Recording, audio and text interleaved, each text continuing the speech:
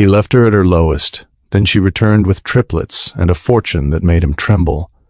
The silver Maybach glided to a stop outside Mountain Ridge Country Club. 6 years ago, Violet Martinez had fled this place with nothing but heartbreak and morning sickness. Tonight she returned wearing success like armor. Xavier Pierce froze mid-conversation when he saw her. The champagne flute nearly slipped from his fingers as Violet stepped from the car in her custom Valentino, 3 identical dark-haired boys in matching suits trailing behind her. The children he never wanted. The family he threw away. "Is that our father?" One of the boys whispered loud enough for the entire entrance to hear. Xavier's face drained of color as whispers erupted around him. The lawyer who'd once told her, "You'll never survive without me," now looked like he might collapse. "Let me ask you something. If the person who abandoned you at your absolute lowest came crawling back after you built an empire, would you give them a second chance? Or would you make them work for every ounce of forgiveness? Real quick, my stubborn aunt told me this channel would never reach our next subscriber milestone. Let's prove her wrong today. Hit that subscribe button. It takes literally 1 second and helps build our community. Let me know in the comments where you are tuning in from. Now, sit back and enjoy this story of a woman who lost everything, then came back with triplets and a fortune that made her ex-husband tremble. In today's story, we witness what happens when a woman returns to her hometown, not as a broken ex-wife, but as an unstoppable force of nature. Violet Martinez adjusted her diamond cuff bracelet, a nervous habit from her days when jewelry like this was just a dream. Now, at 42, diamonds were just another business expense. The fall air carried hints of pine and expensive cologne as Rochester's financial elite arrived for the annual Children's Medical Foundation gala. "Miss Martinez, we're so honored you could make it." Catherine Chen, the foundation director, hurried over with hands extended. "Your contribution is truly transformative." Violet smiled warmly. "The children deserve every advantage we can give them. I'm just grateful to be in a position to help." As they walked toward the entrance, Violet caught her reflection in the glass doors. Dark hair and an elegant updo, posture straight, eyes bright with purpose, nothing like the hollow-cheeked woman who'd left Rochester 6 years ago with nothing but a second-hand suitcase and terror about starting over at 36. Violet. That voice. Even after 6 years, it sent an involuntary chill down her spine. She turned, face arranged in a practiced smile. "Xavier, I thought you might be here."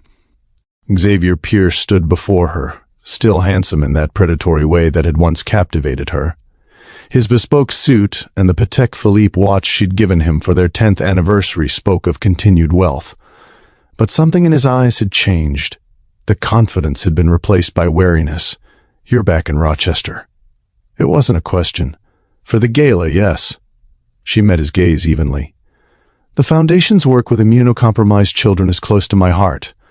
His eyes flickered to the Foundation director, then back to Violet.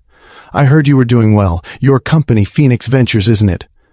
"Phoenix Renewables," she corrected. "We're expanding our solar operations into 3 more states next quarter." Xavier nodded, absorbing this information. Impressive. The awkward moment was broken by 3 identical dark-haired 5-year-olds racing toward her, followed by an apologetic-looking woman in her early 30s. "Mom, Uncle Felix let us have 2 desserts," the first boy announced, skidding to a stop in front of Violet. "And we saw a Ferrari in the parking lot," added the second. "Is that him?" whispered the third, staring up at Xavier with undisguised curiosity. Violet's smile softened as she looked at her sons. "Boys, this is Mr. Pierce. Xavier, these are my sons, Lucas, Ethan, and Noah." Xavier stared at the triplets, his expression cycling through confusion, shock, and something like regret. "Triplets," he said faintly. "You have triplets." "I found out 2 weeks after you left," Violet said quietly. "Surprise?" The boys looked between the adults, sensing the tension. Noah, always the most perceptive of the 3, slipped his small hand into Violet's. "Mom, can we go see the chocolate fountain again?" Violet squeezed his hand in a few minutes, sweetheart. She nodded to their nanny. "Megan, could you take the boys to find their uncle?" I think Mr. Pierce and I need a moment. As they walked away, Xavier continued to stare after them. They're mine. Biologically, yes. Violet's voice was cool and controlled. In every way that matters, no, they're mine. Xavier looked like he'd been slapped. You never told me. I did tell you, she cut him off. I called you from the doctor's office. You said, and I quote, "This doesn't change anything, Violet. In fact, it makes our separation more necessary. I can't be a father right now." Xavier ran a hand through his salt and pepper hair. I assumed it was just one baby. Would that have made a difference? I don't know. He looked genuinely lost. Maybe. Violet studied the man she'd once built her life around. The powerful attorney who'd once seemed larger than life now looked smaller somehow, diminished. You named them yourself, he said finally. I did everything myself, Xavier. She kept her voice neutral. That tends to happen when someone leaves you pregnant and nearly broke. His brow furrowed. I provided child support. The bare minimum required by law. Not enough for 3 babies in a city with your cost of living. She shrugged. But it worked out. I needed to leave Rochester anyway. Too many memories. Before he could respond, Catherine approached them again. Violet, we're ready for you to preview the children's wing renderings before your speech. Of course. Violet turned to go, then paused. Enjoy the evening, Xavier. I hear the silent auction has some wonderful items this year. Perhaps you'll find something that catches your interest. As she walked away, she felt his eyes on her back, analyzing the woman she'd become, so different from the shattered wife he'd discarded. The marble-floored ballroom was transformed for the evening with soft lighting and elaborate flower arrangements. Violet moved through the crowd with practiced ease, accepting congratulations on Phoenix Renewable's recent expansion and fielding questions about her $3 million donation to the children's wing. Always knew you had it in you, said a familiar voice. Violet turned to find Felix Torres, her former neighbor and the only real friend who'd stayed in touch after her divorce. Felix, I thought you were watching the boys. Handed them off to the childcare room for the speeches. Felix nodded toward Xavier, who was speaking with the hospital's chief of surgery across the room. So he finally saw what he threw away. It's not like that. Violet accepted a glass of champagne from a passing waiter. I didn't come back to make a point. Didn't you? Felix raised an eyebrow. You could have donated to any children's hospital in the country. You chose Rochester. The Triplets were born here. Seems fitting their foundation's first major gift supports the hospital that saved their lives. Violet sipped her champagne. If Xavier happens to witness it, that's just symmetry. Felix laughed. You always were a terrible liar, Vi. But you've earned your moment. He looks appropriately stunned. Ms. Martinez? An event coordinator appeared at her elbow. We're ready for you backstage. Violet squeezed Felix's hand. Wish me luck.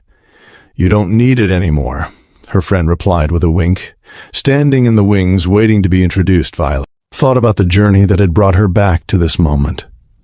6 years ago, she couldn't have imagined standing here not as Xavier Pierce's wife, but as Violet Martinez, CEO of Phoenix Renewables, one of the fastest-growing solar energy companies in the country. As Violet waited backstage, her mind drifted back to the moment everything changed. 6 years earlier, she had sat across from Xavier in their elegant dining room, the remains of a barely touched anniversary dinner between them. 15 years of marriage reduced to leftover salmon and cooling potatoes. I don't understand, she'd said, her voice barely audible. We were just discussing starting a family. Xavier had straightened his silverware with methodical precision, not meeting her eyes. That was before the Morrison acquisition. The firm is expanding internationally now. I'll be traveling constantly. I can travel with you. We've always talked about seeing the world together. That's not what I mean, Vi. He'd finally looked at her. Bradford's ex-wife caused problems during their divorce. It cost him the Tokyo account. The firm can't risk that with me heading the European expansion. She'd stared at him, understanding dawning slowly. You're leaving me because I'm a liability to your career. I'm leaving because we want different things. You want children, a family life. I want to be global managing partner by 50. He'd reached for her hand, which she'd jerked away. You'll be well taken care of. 2 days later, she discovered just how Xavier defined well taken care of. Their prenuptial agreement, which she'd signed at 21 with stars in her eyes and complete trust in her heart, left her with a modest settlement that barely covered 6 months of expenses in their wealthy Rochester suburb. It's more than fair, Xavier's lawyer had explained with clinical detachment. You came into the marriage with no assets. The house, the investments, all purchased with Mr. Pierce's income from Pierce, Holloway, and Barnes. I left my job at his request, Violet had reminded them, her voice shaking. I've managed our household, hosted firm dinners, served on charity boards, all to support his career. And you've lived very well as a result, Xavier had replied, not unkindly, but with the air of someone closing a routine business deal. You're still young, Violet. You can rebuild. She'd walked out of that meeting in a daze, driving aimlessly until she found herself at her doctor's office, seeking treatment for what she assumed was stress-induced nausea. Instead, she'd learned she was pregnant. With triplets, the call to Xavier had been brief, his response swift and clinical. This doesn't change anything, Violet. In fact, it makes our separation more necessary. I can't be a father right now. Ladies and gentlemen, please welcome our keynote speaker and lead benefactor for the new children's immunology wing, Ms. Violet Martinez. The announcer's voice pulled Violet back to the present. She took a deep breath and stepped onto the stage to enthusiastic applause. In the front row, Xavier stood with the other major donors, his eyes never leaving her face. Thank you, Dr. Whitman. Violet adjusted the microphone. 6 years ago, I gave birth to triplets 8 weeks prematurely at this hospital. My sons spent their first month in the NICU fighting for every breath while I watched, terrified I might lose them before I'd really known them. She paused, scanning the rapt audience. I was newly divorced, facing an uncertain future, and completely alone except for the incredible medical team who saved my babies and taught me how to care for them. That team showed me kindness when I needed it most. They didn't just heal my children, they helped me find my strength. Violet gestured to the digital display showing renderings of the new wing. Tonight, I'm honored to announce that Phoenix Renewables is donating $3 million to create a state-of-the-art immunology wing. Additionally, the Martinez Family Foundation will establish a permanent fund of $2 million to assist single parents of critically ill children with living expenses during extended hospital stays. The announcement drew gasps, followed by a standing ovation. As applause continued, Violet couldn't help but notice Xavier's expression, a mix of respect and what might have been regret. The Martinez Family Support Fund will cover housing, food, transportation, and childcare costs for parents who would otherwise face impossible choices between being with their sick child or keeping their jobs. Violet's voice grew passionate. No parent should ever have to choose between holding their child's hand during treatment or paying their rent. If you've ever felt like you were at rock bottom with nowhere to go but up, hit that like button. Sometimes our greatest strengths emerge from our darkest moments. As the audience returned to their seats, Violet continued outlining the features of the new facility. Her voice was steady, confident, the voice of a woman who knew her worth. When she finished her speech, the crowd rose again, applause thundering through the ballroom. Violet caught Xavier's eye just for a moment before she left the stage, acknowledging his presence with a slight nod. That was exceptional, Dr. Whitman said as she rejoined him backstage. Your personal connection to our hospital makes this gift all the more meaningful. The hospital gave me and my boys a fighting chance. I never forget those who helped me when I needed it most. After posing for photos with the hospital board, Violet made her way through the crowd, accepting congratulations and fielding questions about Phoenix Renewables. She was deep in conversation with the mayor when she felt a presence at her elbow. Excuse me, Mayor Reynolds, could I borrow Miss Martinez for a moment? Xavier's voice was polite but insistent. The mayor nodded. Of course, Violet will talk more at the next economic development meeting. As the mayor moved away, Xavier guided Violet toward a quieter corner of the room. That was impressive, he said. You've changed. Having your life implode will do that. Violet smiled slightly. Congratulations on making managing partner. I saw the announcement in the business journal. Thank you. He hesitated, glancing around at the opulent setting. Violet, I need to ask, how did you do it? Build Phoenix from nothing in 6 years. She considered deflecting, but decided on honesty instead. I took my settlement and moved to Arizona to live with my cousin. Rented a tiny apartment, got a job at a solar installation company, and took night classes in sustainable energy management.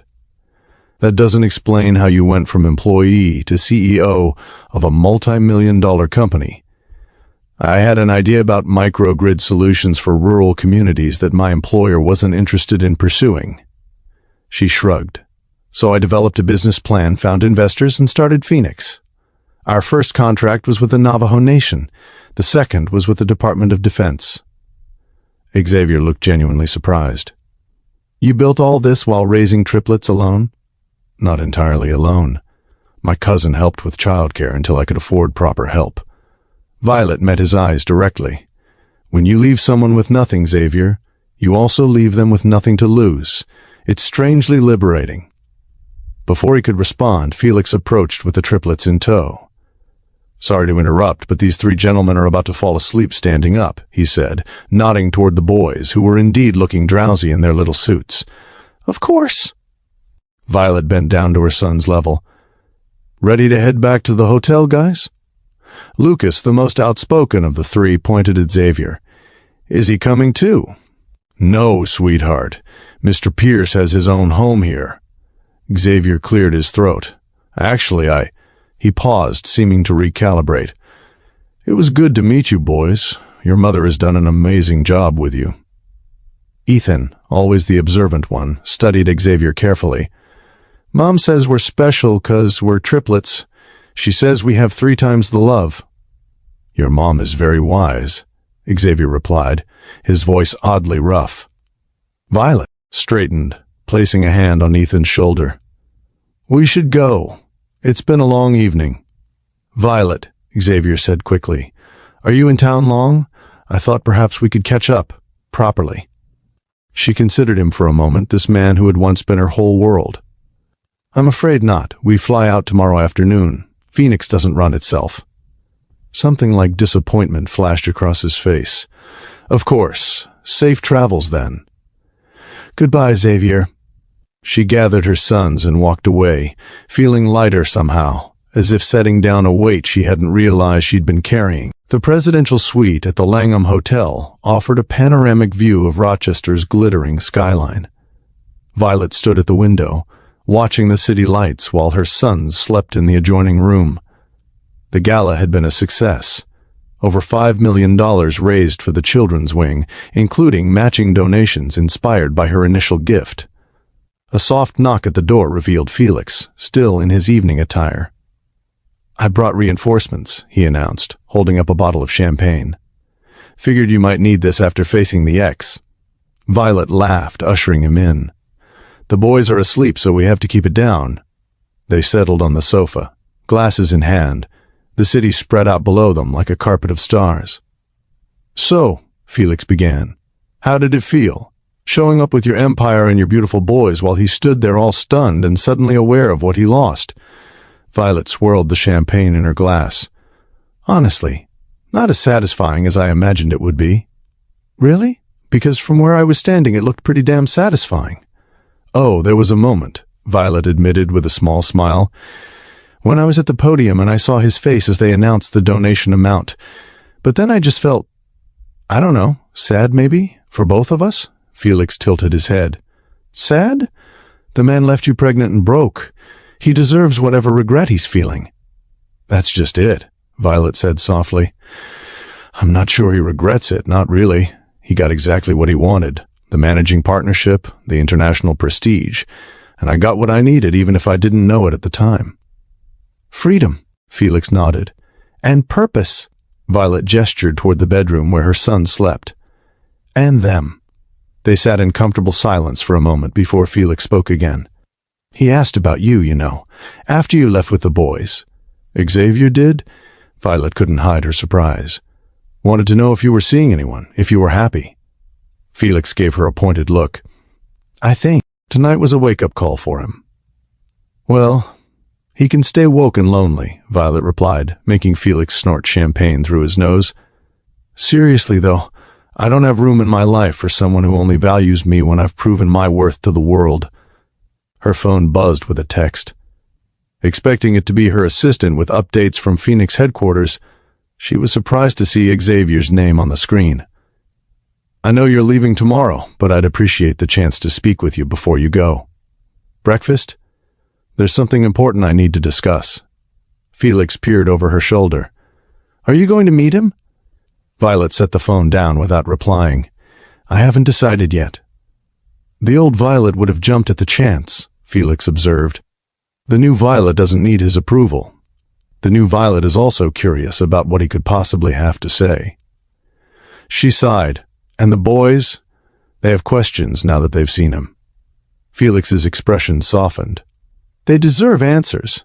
But remember, you call the shots now, not him. Later, after Felix had gone, Violet replied to Xavier's text. 8 a.m. hotel restaurant. I have a 10 a.m. meeting, so we'll need to keep it brief. His response came immediately. I'll be there. Thank you, Violet. She slept fitfully, waking before dawn. After checking on the boys, still sound asleep, Lucas's arm thrown protectively over Noah, she dressed in a simple but elegant navy suit, armor for whatever conversation awaited. At precisely 8 a.m., Xavier walked into the hotel restaurant. He'd obviously taken care with his appearance too. Tailored suit, freshly shaved, hair neatly combed. The Xavier Pierce uniform for important negotiations. Thank you for meeting me, he said, taking the seat across from her. You said it was important. Violet sipped her coffee, keeping her face neutral. I'm listening. Xavier placed a thick envelope on the table between them. First, I want to give you this. Violet made no move to take it. What is it? A trust fund for the boys. He pushed it toward her. 5 million each, already set up. No strings attached. Violet stared at the envelope, then at him. Why now? Because I should have done it 6 years ago, because they're my sons too, even if I haven't earned the right to be their father. He ran a hand through his hair, a rare gesture of uncertainty from a man famous for his courtroom composure. Because it's the right thing to do. They don't need your money, Xavier. I've made sure of that. I know. That's not why I'm doing it. He hesitated. After you left last night, I couldn't sleep. I kept thinking about everything I've missed. Their first words, first steps, all of it. Violet remained silent, waiting. I looked you up, he continued. Read every article about Phoenix Renewables. Watched your TED talk about microgrids for developing nations. You've built something extraordinary, Violet. Thank you, but please let me finish. Xavier leaned forward. Last night, watching you on that stage, seeing how you've raised our sons, I've never been more wrong about anything in my life than I was about you. Violet hadn't expected this. Anger, maybe. Excuses, certainly. Not whatever this was. Xavier, I'm selling my partnership, he interrupted. The words hung between them, shocking in their finality. Your what? Now he had her full attention. You've worked your entire life for that position. And it cost me everything that actually matters. He looked directly into her eyes. The firm is sending me to Tokyo next month to save the Matsuhara account. I've told them it will be my last international assignment. Why are you telling me this? Violet asked, genuinely confused. Because I want a chance to know my sons. I want to earn a place in their lives. I'm not asking for anything from you, Violet. I don't deserve it, but I'm asking for the opportunity to be there for them.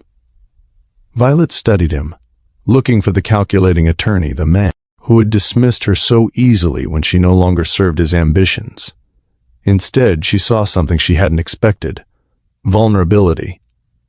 The boys have questions about you, she said finally. It's natural. They're getting to an age where they notice other kids have dads. Hope flickered in his eyes. Then you'll consider it?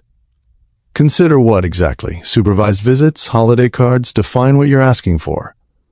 Xavier took a deep breath. Whatever you think is appropriate. I'll follow your lead.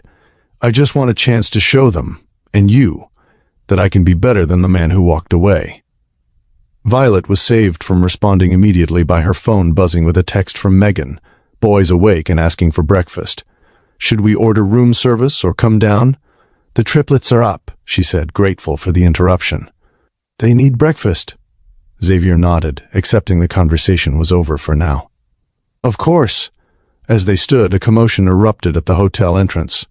A group of protesters burst in, carrying signs condemning Pierce, Holloway and Barnes for representing Westridge Mining, a company recently exposed for dangerous environmental violations. "There he is," one protester shouted, pointing at Xavier, "the lawyer who's helping Westridge poison our groundwater." Security rushed forward, but not before several protesters surrounded their table, cameras recording everything. "Is it true your firm is defending corporate polluters while children get sick from contaminated water?" a woman demanded, thrusting her phone toward Xavier. Xavier looked trapped, his carefully constructed public image crumbling in real time. Violet grabbed her purse, preparing to escape the chaos when Xavier did something unexpected. "You're right to be angry," he said clearly, causing the protesters to fall momentarily silent. "Westridge Mining has acted irresponsibly, and the affected communities deserve justice." The woman lowered her phone slightly. "Then why are you defending them?" "I'm not anymore." Xavier straightened his shoulders. "As of yesterday, I removed myself from the case and recommended our firm withdraw representation. I'll be making a public statement this afternoon." The protesters exchanged confused glances, clearly unprepared for this response. "Mr. Pierce," another protester said, "are you saying Pierce, Holloway and Barnes is dropping Westridge as a client?" "I can't speak for the entire firm, but I personally refuse to represent any company that prioritizes profit over community health." Xavier glanced at Violet, then back to the protesters. "Some things are more important than billable hours." Violet stared at him in shock. Westridge was one of the firm's biggest clients. This wasn't just career suicide.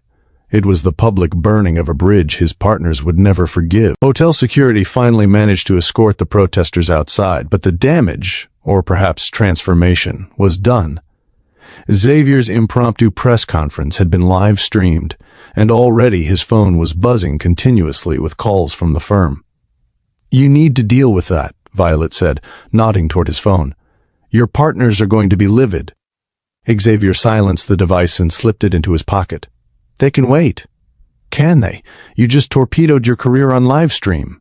"Maybe," he shrugged, and the gesture looked foreign on him. Too casual for the methodical attorney she'd known. "Or maybe it's time, Pierce. Holloway and Barnes remembered why we became lawyers in the first place." Before Violet could respond, the elevator doors opened, and her 3 sons burst into the restaurant, followed by a harried-looking Megan. "Mom!" Lucas called, racing toward her. "We saw people with signs outside our window." "Everything's fine, sweetheart," Violet assured him, automatically checking all 3 boys as they surrounded her. "Just some grown-ups having a disagreement." Noah looked up at Xavier with undisguised curiosity. "Are you having breakfast with us?" Xavier glanced at Violet, clearly unsure how to respond. She hesitated only briefly before nodding. "Mr. Pierce was just about to join us." The relief on Xavier's face was palpable. "I'd be honored." They moved to a larger table away from the windows. The boys, initially shy, quickly warmed up when Xavier asked about their interests. Within minutes, he was helping Ethan solve a Rubik's Cube, while Lucas explained the intricacies of his favorite video game.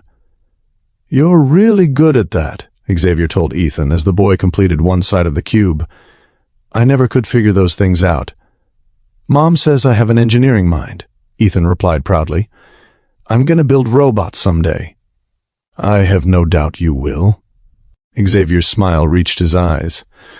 "Your mother is usually right about these things." Violet watched the interaction with mixed emotions. Xavier had always been charming. It was part of what had drawn her to him in law school, but there was something different about him now, a genuineness she hadn't seen in years. His phone buzzed again, and though he tried to ignore it, Violet could see the firm's name on the screen. "You should take that," she said quietly. "It's not going away." Xavier excused himself and stepped away from the table.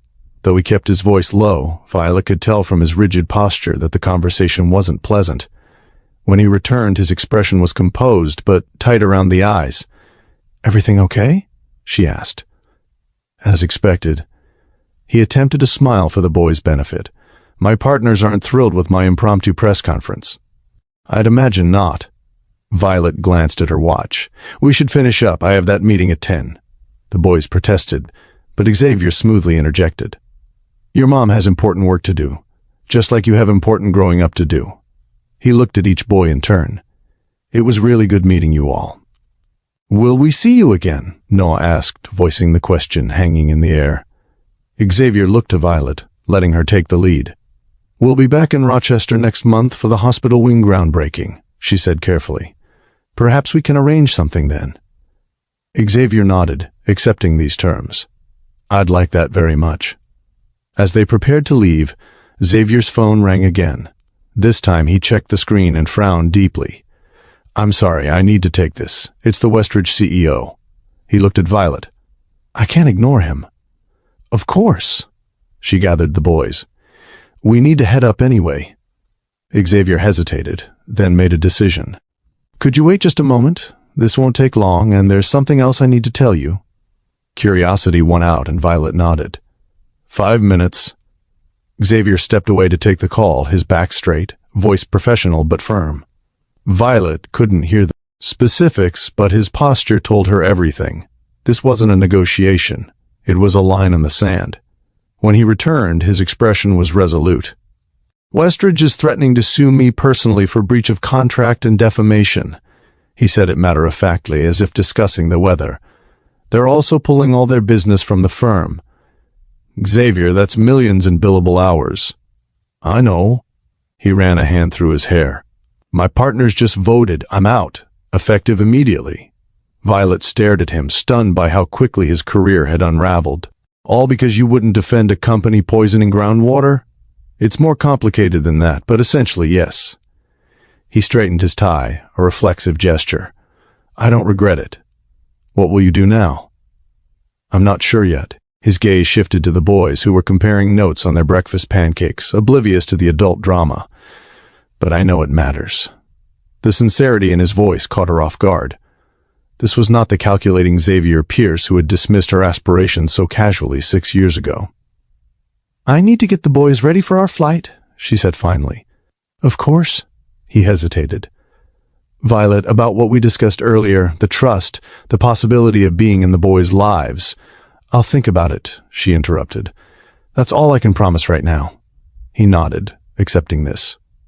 "That's more than I deserve." As they parted ways in the hotel lobby, Xavier shook each boy's hand solemnly, promising to remember their favorite colors and Pokemon characters. The formality of the gesture made Violet's throat tighten unexpectedly. "Will you be okay?" she found herself asking as the boys moved ahead with Megan. "Professionally, I mean." "I'll land on my feet. Always do." He attempted a smile, though perhaps with slightly less cushioning this time. Violet hesitated, then made a decision. "There's an environmental law firm in Phoenix that could use someone with your experience. They're small but growing. The pay is about a quarter of what you're used to, but the work matters." Xavier looked at her with genuine surprise. "You'd recommend me, after everything?" "I'm not recommending you yet. I'm telling you an opportunity exists, if you're serious about changing direction." She held his gaze. "But I'll be watching to see what you do next." Before he could respond, her phone rang. "That's my 10 o'clock calling early. I need to take this." "Of course." Xavier stepped back. "Safe travels, Violet, and thank you." On the private jet back to Phoenix that afternoon, while the boys napped in their seats, Violet found herself scrolling through news reports about Xavier's very public resignation. The business press was calling it career suicide. Environmental activists were cautiously celebrating. Pierce, Holloway, and Barnes had issued a terse statement distancing themselves from their former partner.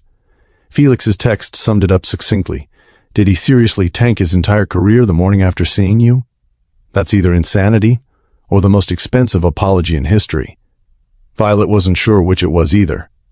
Part of her, the part still scarred from their divorce, suspected an angle. some elaborate scheme to rehabilitate his image. But the larger part, the part that had once known him better than anyone, recognized the look in his eyes when he spoke about missing his son's childhood. That regret had been genuine. Her phone buzzed with an email notification from Xavier Violet. "I've been thinking about what you said regarding the environmental law firm in Phoenix. I've reached out to them to express interest. You're right, the work matters. I've also set up the trust funds for the boys as discussed.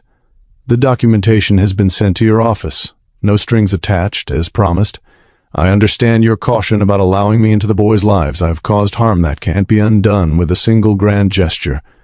But I hope over time to prove that people can change when they realize what truly matters. I'll be in Phoenix next week to meet with the law firm, if they'll have me. Perhaps we could continue our conversation then. Regardless, thank you for today. Meeting the boys, even briefly, was a gift I didn't deserve." Xavier Violet stared at the screen, unsure how to respond.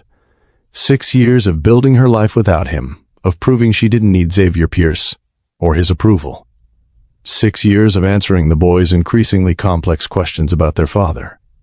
6 years of guarding her heart against exactly this scenario, his eventual realization of what he'd thrown away, yet watching him with the boys at breakfast, seeing genuine wonder in his eyes as he discovered their personalities. It had awakened something she'd thought long buried. Ethan stirred in his sleep, mumbling something about robots. Violet smoothed his hair gently, then looked out the window at the clouds below. The past couldn't be changed, but perhaps the future wasn't as fixed as she'd believed. She began composing her reply. 3 weeks later, Violet stood in her Phoenix office, reviewing the final contracts for their expansion into Nevada. The wall of windows behind her desk offered a stunning view of Camelback Mountain, bathed in the golden light of late afternoon. Her assistant knocked softly before entering. "Ms. Martinez, your 4 o'clock is here." "Thank you, Anna. Give me 2 minutes, then send him in." Violet closed her laptop and moved to the sitting area, arranging herself in a chair that allowed her to maintain the power position in the room. Professional, contained, in control. When Xavier walked in, she was struck by how different he looked from their last encounter. Gone was the bespoke suit and power tie. Instead, he wore chinos and a button-down shirt with the sleeves rolled up. His hair was slightly longer, less meticulously styled. He looked younger somehow, less burdened. "Thank you for seeing me," he said, taking the seat across from her. "You said it was important." She kept her tone neutral. "How did your meeting with Earthright Law go?" "Well, actually." He smiled, and it reached his eyes in a way she'd almost forgotten was possible. "They offered me a position heading up their corporate accountability division. I start next week." "Congratulations." "That's quite a change from Pierce, Holloway, and Barnes, in every way possible." He leaned forward. "The salary is roughly what I made my first year as an associate out of law school. The office is about the size of my former bathroom, and I've never been more excited about work." Despite herself, Violet smiled. "You sound like you mean that." "I do." Xavier's expression grew serious. "The past month has been clarifying.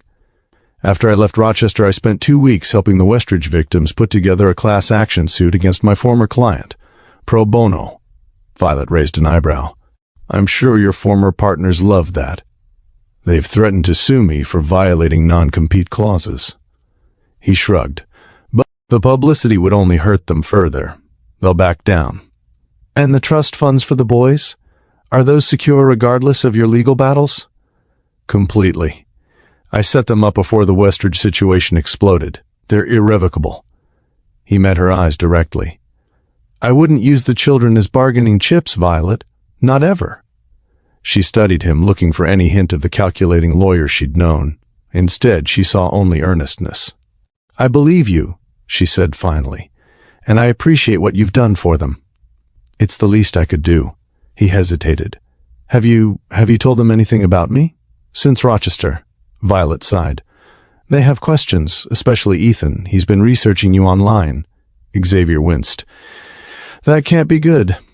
Actually, he found some of your early casework, the pro bono asylum cases you took before we met." She allowed herself a small smile. "He was quite impressed that his father once helped refugee families stay together. Hope flickered in Xavier's eyes. I had forgotten about those cases. That was a lifetime ago. Before managing partner became the only goal that mattered, Violet agreed. Before I lost sight of everything important, he corrected gently. They sat in silence for a moment, the weight of their shared history hanging between them. I didn't ask you here to rehash the past, Xavier said finally, though I owe you more apologies than I could possibly deliver in one sitting. Then why did you ask to meet? He reached into his bag and pulled out a small, worn leather notebook. I found this when I was packing up my apartment in Rochester. It was in a box of things from law school. He handed it to her. I thought you might want it back. Violet took the notebook, her fingers tracing the familiar scratches on the cover. My dream journal. You used to write in it every night before bed. Xavier's voice softened with the memory. All your plans for changing the world with renewable energy. Violet opened the journal to a random page, seeing her younger handwriting sketching out ideas that had eventually become Phoenix Renewable's core business model. I can't believe you kept this. It was in a box marked Violet that I never had the courage to open after you left. He looked down at his hands. There's more if you want it. Photos, letters, things from our early years. Why now, Xavier? Because I'm trying to be honest with myself about how I got here, about the man I became and the man I want to be. He looked up. The journal reminded me that I once believed in your dreams as much as my own. Somewhere along the way, I forgot that.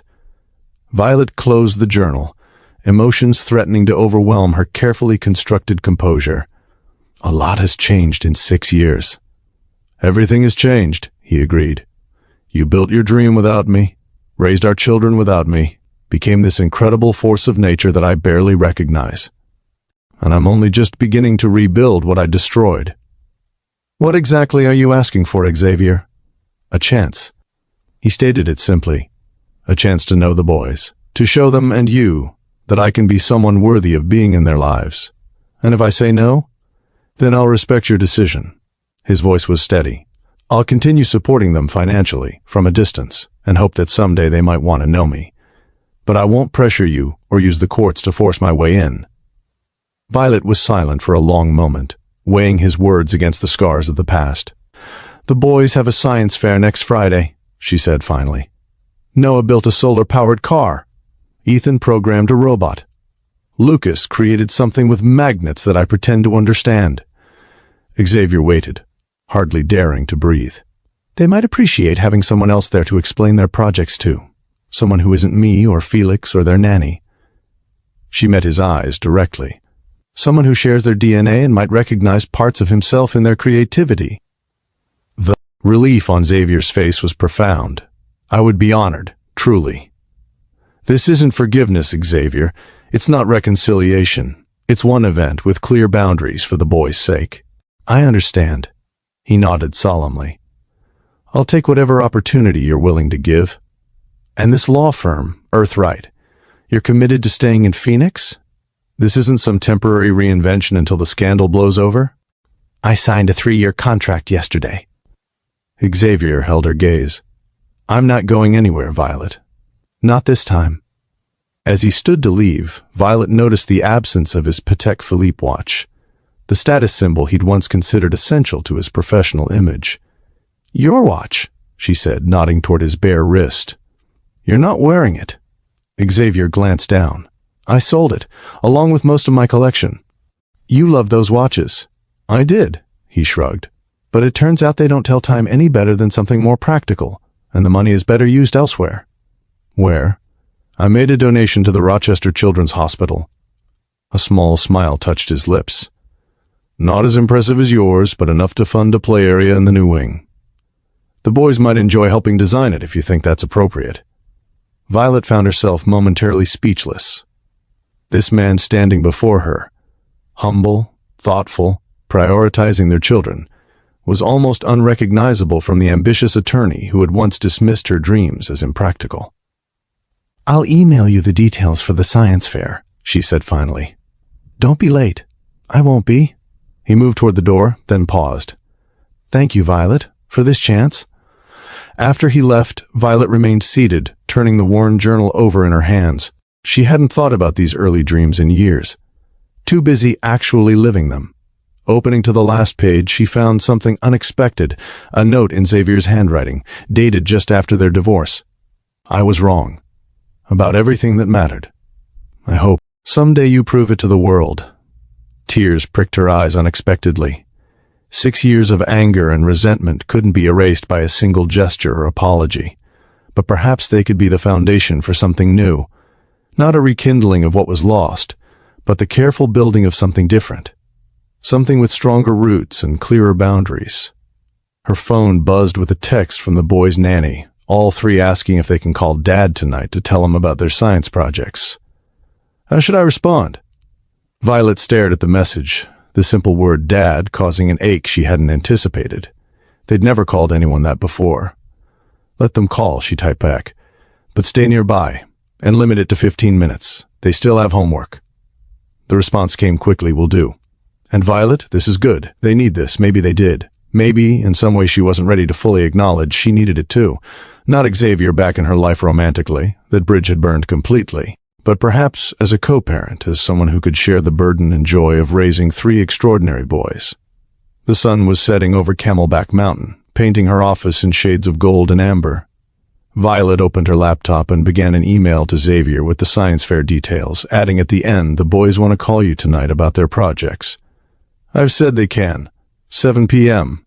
His reply was immediate, I'll be ready. Thank you, Violet. More than I can say. If this story has taught you anything, let it be this. Sometimes the most profound revenge isn't making someone suffer for their mistakes. It's allowing them the chance to grow from them.